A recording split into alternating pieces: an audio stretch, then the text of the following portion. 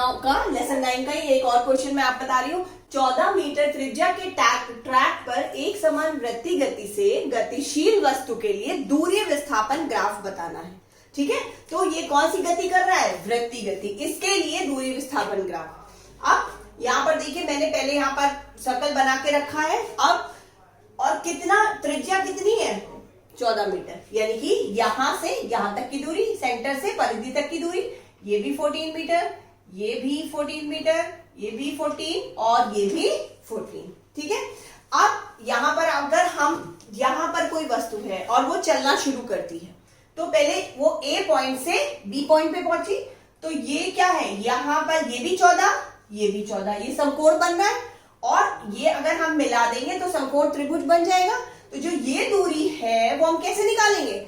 जैसे कि हम समकोण त्रिभुज में विकर्ण की लंबाई निकालते हैं, कि यानी एक भुजा की स्क्वायर दूसरी भुजा के स्क्वायर को हम अंडर रूट निकाल लेते हैं। जैसे कि यहां पर देखिए, ये हमारा हो गया AO, यानी AO का स्क्वायर प्लस OB का स्क्वायर, उसका अंडर रूट। ठीक है, तो 14 इंटू 14 उसका अंडर रूट आया, क्या आया? 19.79। इसके मतलब यहां से यहां की जो दूरी है वो कितनी आई? 19.79। अब यहां पर मैंने एक टेबल भी बनाई हुई है। पहले A से B के लिए, A से B में परिधीय दूरी क्या हुई? यहां पर परिधीय दूरी। अब पहले आपको ये मैंने बताया, अब यहां पर विस्थापन, तो विस्थापन हो गया 19.79। पहले विस्थापन आपको बता रहे, फिर हम दूरी का बताएंगे, उसके बाद ग्राफ कैसे बताते हैं वो बताएंगे। अच्छा, तो पहले देखा आपने 19.79। ठीक है, ये विकर्ण की हमने लंबाई निकाल ली और उतनी ही A से B की जो है हमारी वो दूरी हो गई। ठीक, उसके बाद क्या हुआ? B से चला C पर पहुंचा, यानी कि B से चला C पर पहुंचा, बट टोटल दूरी क्या हुई? A से C की दूरी हुई, यानी A to C में। अब A to C में जो है वो विस्थापन क्या होगा? A to C में विस्थापन, अब यहां ये 14 और ये 14, यानी कि 14 इंटू, यानी 14 into 2 is equal to 28 metre. ठीक है, यहां पर तो ये विकर्ण से निकलना था, बट यहां से यहां आया तो क्या हो गया? ये व्यास हो गया, यानी कि ये 14 प्लस ये 14, या 14 इंटू 2 हम लिख सकते हैं। तो A से C के लिए क्या हुआ? 14 इंटू 2 यानी 28 जो हुआ वो मीटर हुआ विस्थापन। ठीक है, अब नेक्स्ट A से B, B से C, C से D, यानी A से D के लिए A से B आएगा, C देन D। ठीक है, यहां पर भी मैंने मेंशन करा हुआ है A से B, B से C, C से D के लिए परिधीय जो है वो विस्थापन क्या होगा। अब A से D के लिए, ठीक है, अब A से D के लिए A से B पे आया, B से C पे आया, C से D पे आया, बट ये जो यहां से यहां तक का जो है विस्थापन तो वही हुआ ना, ये घूम के इतनी दूरी से जरूर तय करी, बट विस्थापन कहां पर? अगर ये D पर खड़ा हुआ है और A से इसने चलना स्टार्ट करा था, तो विस्थापन क्या है? सिर्फ A से D की दूरी। ठीक है, तो A से D का जो विस्थापन होगा वो क्या होगा? जितना यहां पर था, इसका कितना था? 19.79, तो इसलिए ये भी 19.79 आएगा। ठीक है, तो A से D के लिए, यानी A से B, B से C, C से D, उसके लिए भी विस्थापन 19.79 ही आएगा। अब उसके बाद ये फिर से वापस कहां पहुंच गया? A पॉइंट पे, तो यहां पर विस्थापन क्या है? ऑब्वियस है कि 0। ठीक है, A से A पे चला और फिर वृत्तीय गति में वैसे भी आप जानते हैं विस्थापन क्या होता है? 0 होता है। ठीक है, तो यहां पर हो गया विस्थापन 0। अब आप समझ गए कि A से B तक के लिए हमने विकर्ण की लंबाई निकाली, 19.79 आया। A से C के लिए, क्योंकि हाफ ऑफ द सर्कल इसने कंप्लीट कर लिया था, तो 14 इंटू 2 14, या 14 प्लस 14 हो गया। फिर नेक्स्ट जब B पे पहुंचा तो विस्थापन यहां से यहां है, यानी 19.79, और देन फिर A पे पहुंचा तो क्या हो जाएगा? विस्थापन 0। अब दूरी निकालेंगे। अब दूरी जैसे कि आप जान रहे हो कि पहले तो आपको पता होना चाहिए कि सर्कमफेरेंस जो होती है सर्कल की, उसका फॉर्मूला क्या होता है? सर्कमफेरेंस यानी कि पेरीमीटर का फॉर्मूला होता है 2 पाई r। ठीक है, और 2 इंटू पाई आर, पाई का मतलब होता है, पाई का मान क्या होता है? 22/7, और r यानी कि त्रिज्या। ठीक है, त्रिज्या कितनी है? 14, तो 2 इंटू 22/7 इंटू 14, ये हमने 7 2 जा 14 और कैलकुलेट करके आया 88। टोटल सर्कमफेरेंस आया उसकी। ठीक है, टोटल जो है वो दूरी यहां से यहां तक की दूरी आई 88। लेकिन अब हम अगर पार्शियल यानी इसको हमने 4 पार्ट में डिवाइड करा गया है और अलग ए से बी पे, बी से सी पे, सी से डी के लिए हम विस्थापन देख रहे हैं, तो इसी हिसाब से हम दूरी भी उसी हिसाब से देखेंगे। ये 4 इक्वल पार्ट्स में डिवाइड है और टोटल सर्कमफरेंस कितनी है 88।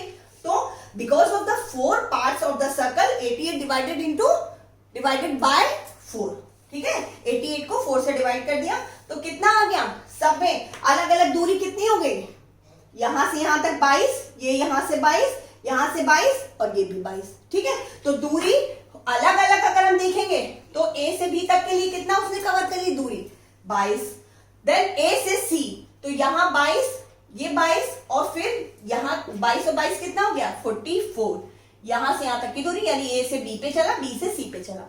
हाँ, तो ए से सी पे कितना हुआ, ए से बी, बी से सी, तो ये हुआ 44 और फिर डी दूरी कितनी हुई, ए से बी पे आया, बी से सी पे आया, सी से डी पे आया, तो दूरी कितनी हुई 22 प्लस 22 प्लस 22 यानी कि 66, ठीक है। और उसके बाद यहां पर यानी ए से फिर से ए पे आ गया, ए से बी, बी से सी से डी और डी से फिर वापस जब ए पे आया तो दूरी कितनी हो गई 66 प्लस 22 यानी कि 88, ठीक। अच्छा, अब हम ग्राफ बनाना शुरू करते हैं। अब हमें दूरी मिल गई ए से बी के लिए और हमें विस्थापन भी मिल गया। अब स्टार्टिंग में क्योंकि वृत्तीय गति है तो यहां पर ए पॉइंट पे 0 है, फिर ए से बी पे कहां पर पहुंचाइए, दूरी कितनी हुई, ये हुई 22, ठीक है। और विस्थापन कितना है यहां पर, ये वाला विस्थापन कितना है 19.79, ये हुआ 19.79 पे।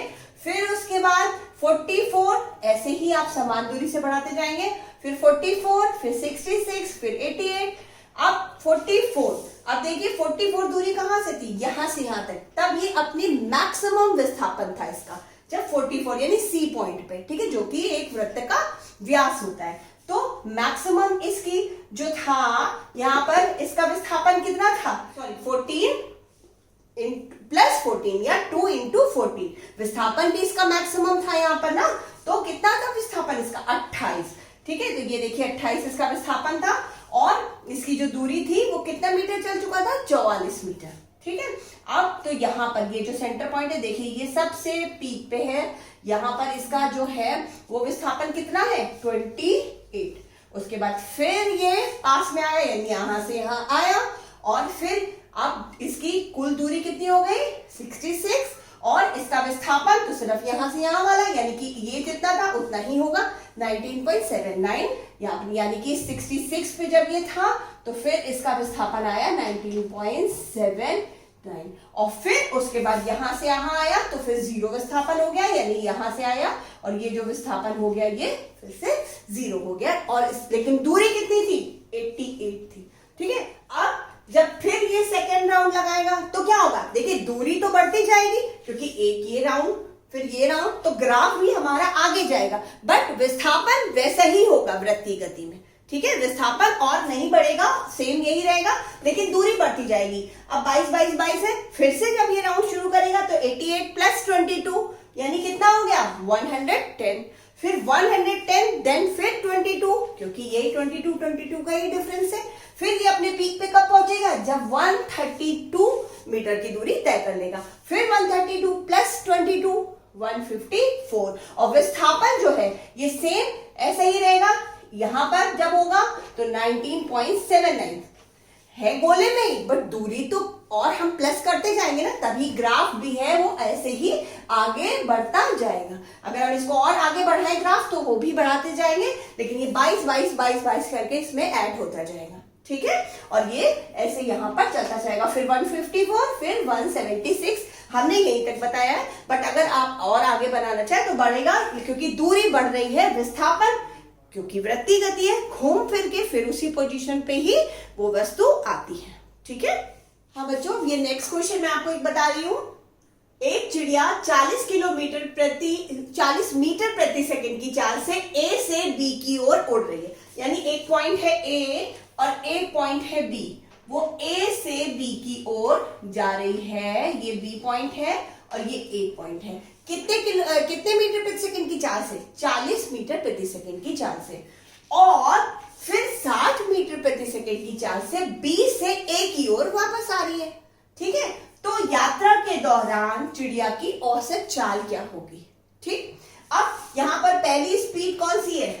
स्पीड 1 है 40 मीटर प्रति सेकेंड, और स्पीड 2 क्या है? 60 मीटर प्रति सेकेंड। ठीक है, अब बच्चों हमने मान लिया कि ए से बीच की जो दूरी, बी के बीच की जो दूरी है वो x है। ठीक है, हमने दूरी मान ली, यहां पर डिस्टेंस यानी कि दूरी मान ली x। ठीक है, अब हम देखेंगे, अब चाल बराबर होता है दूरी बटे समय, ये तो आप जानते हो। ठीक है, दूरी बटे समय, हमें चाल पता है और दूरी हमने मान ली है, इसलिए हमें वो भी पता है। ठीक है, अब हमें समय नहीं पता है, तो अब पहले हम समय निकालेंगे, यानी कि time. Time is equal to distance upon speed हो जाएगा, दूरी बटे चाल हो जाएगा। डिस्टेंस कितना है? हमने माना हुआ है x, यानी x अपॉन s1 है, यानी t1, ये t1 हो गया। ठीक है, और s1 के लिए तो क्या हो गया? s1 कितना है? 40, यानी x अपॉन 40 टाइम हो गया ये हमारा सेकेंड। ठीक है, अब हम यहां पर अगर t2 निकालेंगे, यानी चाल बराबर दूरी बटे समय से, और फिर t2 यानी वापस आने का टाइम अगर हम निकालेंगे, तो डिस्टेंस तो वही है, x ही है, तो d अपॉन s2 यानी स्पीड 2 कौन सी? 60 मीटर प्रति सेकेंड। फिर क्या हो जाएगा? x हमने माना हुआ है डिस्टेंस, x अपॉन 60 सेकेंड। ठीक है, अब हम औसत, क्या पूछ रहा है? औसत चाल। ठीक है, अब औसत चाल जो है वो क्या होती है? औसत चाल होती है टोटल औसत चाल। औसत चाल होती है कुल दूरी, यानी कि total distance upon total time, यानी कुल समय। ठीक है, कुल दूरी कितनी है? 2x, क्योंकि x गई और फिर वापस आई, पहले इधर गई, ये x हो गया, और फिर वापस आई, तो x और x यानी कितना हो गया? 2x। ठीक है, x प्लस x यानी कि 2x हो गई टोटल दूरी। ठीक है, तो गई तो फिर x ही दूरी तय करी थी, लौटी तो भी x दूरी तय करी थी, लेकिन जब हमें औसत चाल निकालनी है तो हमें टोटल दूरी रखनी है, यानी कुल दूरी रखनी है। तो कुल दूरी कितनी है?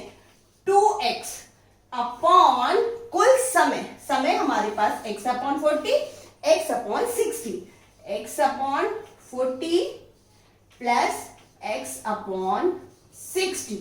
ठीक है, अगर हम यहां पर इसको अलग से एलसीएम निकाल लेंगे, इसका अगर हम रफ वर्क कर लेंगे तो क्या आ जाएगा? यहां पर हम एलसीएम निकालेंगे, क्या होगा? 120 और 3x plus 2x is equal to 5x upon 120 हो जाएगा। ठीक है, अब यहां पर हम लिखेंगे 2x, ये 2x ऐसे ही रहेगा ये वाला, अपॉन 5x अपॉन 120। अब ये 120 ऊपर जाएगा तो क्या हो जाएगा? 2x into 120 upon 5x, x से x कट गया, 5 2 जा 10, 5 4 जा 20, और 24 2 जा, यानी 24 और 2 बचे तो कितना आ जाएगा? Is equal to 48। हमारी जो टोटल औसत चाल आई वो कितनी आई? 48 मीटर प्रति सेकेंड। ये आपने समझा? ये x upon 40 plus x upon 60, इसका हमने एलसीएम निकाला तो हमारे पास आया 5x अपॉन 120, और 5x अपॉन 120 जब हम नीचे लिखेंगे तो ये जो 120 है ये रेसिप्रोकल होके ऊपर चला जाएगा, तो ऊपर क्या हो जाएगा? 2x into 120 upon 5x, x से x डिवाइड हो गया, 5 से हमने 120 को डिवाइड करा, 24 आया, 24 2 जा 48, यानी औसत चाल हमारी आ गई। औसत वेग कितना हो गया? 48 मीटर प्रति सेकंड।